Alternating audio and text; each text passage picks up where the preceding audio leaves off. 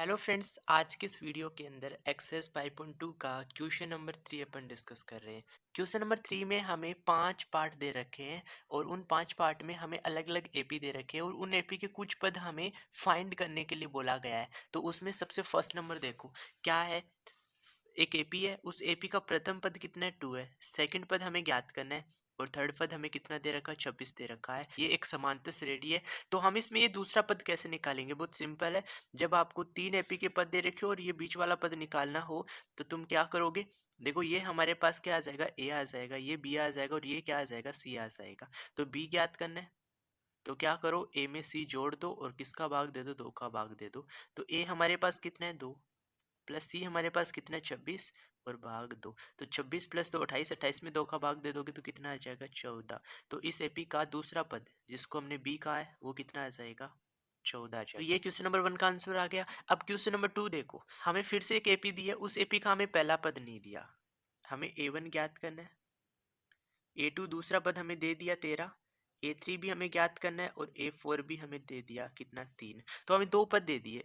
कौन सा पद दिया A2, तो A2 बराबर मैं कितना लिख दूंगा, A2 बराबर मैं कितना लिख दूंगा A प्लस डी। क्योंकि प्रथम पद में डी जोड़ा तब मुझे क्या पता चलता है, दूसरा पद पता चलता है। और ऐसे ही मैं A4 को क्या लिख दूंगा, A4 बराबर A प्लस में क्या आ जाएगा 3D आ जाएगा। तो अब मान रख दो, देखो A प्लस डी बराबर A2। A2 हमें कितना दे रखा है 13 दे रखा है और A4 हमें कितना दे रखा है, इक्वल टू कितना लिख दूंगा 3 लिख दूंगा। अब देखो एक समीकरण ये बन गई A प्लस डी बराबर 13, एक समीकरण हमारे पास A प्लस 3D बराबर 3 बन गई। तो इन दोनों को क्या कर दो, घटा दो। इन दोनों को घटा दो तो ये प्लस का चिन्ह है किसका बन जाएगा, माइनस का। ये प्लस है किसका बन जाएगा, माइनस का। और ये प्लस ये भी किसका बन जाएगा, माइनस का बन जाएगा। देखो ये प्लस का ए और माइनस का ए तो जीरो बना लेगा। माइनस के 3D है उसमें प्लस डी कर दो तो कितना बचेगा, माइनस के 2D बचेगा। इक्वल टू 13 में से 3 घटा दोगे तो कितना आ जाएगा, 10 आ जाएगा। यहाँ से हम किसका मान निकाल लेते हैं, डी का मान निकाल लेते हैं। तो 10 में अपन -2 का भाग देंगे तो कितना आ जाएगा, -5 आ जाएगा। ये हमारे पास किसका मान आ गया, डी का मान आ गया। तो हम यहाँ से क्या करते हैं, ए का मान और ज्ञात कर लेते हैं। तो ये एक नंबर जो समीकरण उसमें रख दो। देखो क्या थी, ए प्लस डी बराबर कितना था, 13 था। तो यहाँ पे ए और प्लस डी की जगह मैं कितना रख दूंगा, -5 बराबर कितना आ जाएगा, 13 आ जाएगा। तो ए इस -5 को इधर भेजूंगा तो +5 बन जाएगा, तो 13 + 5 आ जाएगा। तो ये हमारे पास इस एपी का क्या आ जाएगा, प्रथम पद। तो 13 + 5 कितना आ जाएगा, 18। ये हमारे पास इस एपी का प्रथम पद आ गया। और मैं आपको फिर बता दूं, अगर हमें कोई भी एक एपी दे रखी है और उस एपी का प्रथम पद और सार्वंतर पता चल जाएगा तो हम उस एपी के चाहे जितने पद ज्ञात कर सकते हैं। तो आपको A1 का मान तो ये मिल गया, A2 तुम्हें क्वेश्चन में दे रखा था। फिर तुम्हें क्या ज्ञात करना है, A3 ज्ञात करना है। क्या ज्ञात करना है, A3। तो A3 हमें कब मिलेगा, जब हम A2 में कितना जोड़ देंगे, सार्वंतर D जोड़ देंगे। तो जोड़ दो, A2 कितना है 13 और प्लस डी कर दो -5। तो 13 में से अपन 5 घटाएंगे तो कितना आ जाएगा 8। तो A3 का मान भी हमें मिल चुका है। इस प्रकार से अपन क्या कर सकते हैं, एपी के चाहे जितने पद ज्ञात कर सकते हैं। तो आई होप आपको ये 2 नंबर पार्ट समझ में आ गया होगा। तो हम 3 नंबर पार्ट डिस्कस करते हैं। देखो 3 नंबर पार्ट में हमें फिर से एक एपी दी है और उसके 2 ही पद दिए हैं। हमें एक तो क्या दिया, प्रथम पद A1 दिया है। हमें A2 ज्ञात करना है, A3 भी हमें ज्ञात करना है और एक हमें क्या दे दिया, A4 दे दिया। तो ये तो बहुत सिंपल हो गया। देखो प्रथम पद A1 कह दूं या A कह दूं, दोनों एक ही बात है। तो हमें प्रथम पद कितना दे दिया, 5। हमें प्रथम पद कितना दे दिया, 5 दे दिया। और A4 को मैं क्या लिख सकता हूँ, A4 को मैं ऐसा लिख दूंगा ना, A4 equal to A plus क्या आ जाएगा, 3D आ जाएगा। A प्लस 3D आ जाएगा। तो A4 तो मुझे पता है, यहाँ पे 9 से 1 बटा 2 जिसको मैं बिन में चेंज कर लेता तो 9 दूनी 18 और 1 19, 19 बटा कितना आ जाएगा, 2 आ जाएगा। बराबर में ए प्रथम पद हमें पता चल गया 5 और प्लस में कितना आ जाएगा 3D आ जाएगा। यहाँ से हम डी सार्वंतर का मान ज्ञात कर लेते हैं। तो इस प्लस के 5 को मैं इधर भेजूंगा तो माइनस का 5, 19 बटा 2 -5 बटा 1 आ जाएगा। इक्वल टू क्या बचेगा, 3D बचेगा। अब इसको सिंपल कर लो, 2 तो आ जाएगा एलसीएम। तो यहाँ पे 19 - 5 दूनी कितना आ जाएगा 10, इक्वल टू कितना आ जाएगा, 3D आ जाएगा। तो 19 में से 10 घटाएंगे तो कितना आएगा, 9/2 बराबर क्या आ जाएगा, 3D आ जाएगा।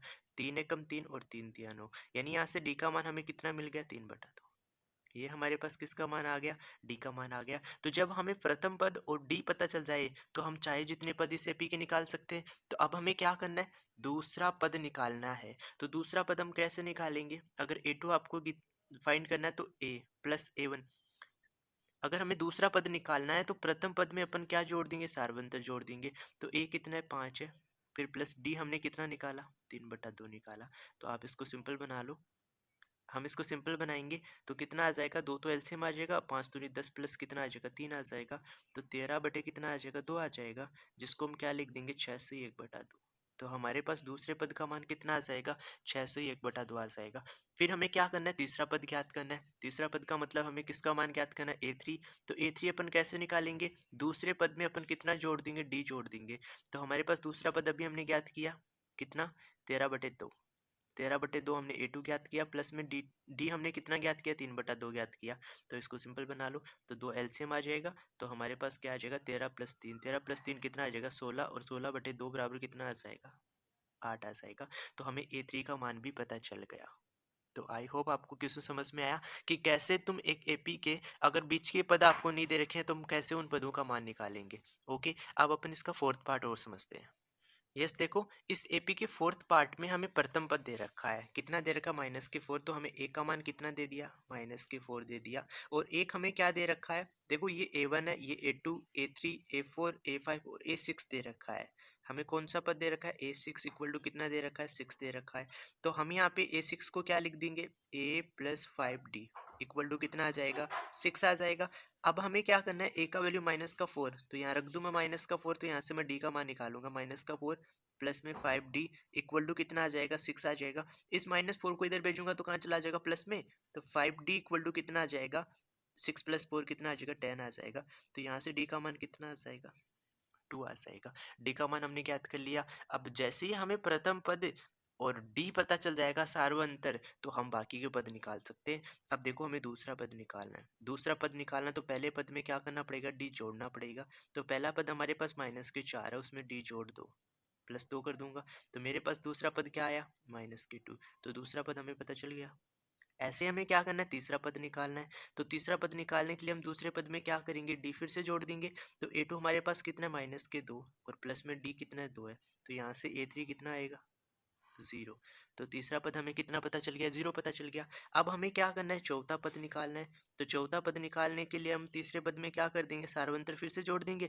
तो a3 हमने कितना निकाला, 0, और d हमने कितना निकाला, 2 निकाला। तो यहाँ से a4 कितना आ जाएगा, 2 आ जाएगा। तो चौथा पद अभी हमने ज्ञात कर लिया। अब हमें पांचवा पद निकालना है, तो हम क्या करेंगे, चौथे पद में क्या कर देंगे, डी जोड़ देंगे। तो यहाँ से हमें किसका मान पता चल जाएगा, पांचवें पद का मान पता चल जाएगा। तो चौथा पद कितना है, 2, प्लस डी कितना है, 2। तो यहाँ से पांचवें पद का मान कितना आ जाएगा, 4। तो आई होप आपको ये क्वेश्चन भी समझ में आया होगा कि किस प्रकार से हम इस एपी के सभी पदों का क्या कर लिया, हमने मान ज्ञात कर लिया। ओके, तो अब इसका एक लास्ट पार्ट बच रहा है, वो आप खुद से बनाओगे और मुझे उसका आंसर क्या आएगा आप कमेंट करके ज़रूर बताना। और कंप्लीट अगर आप एनसीईआरटी का हल सीखना चाहते हैं तो आप अपने इस चैनल को सब्सक्राइब ज़रूर कर लेना। Okay, thank you for watching video.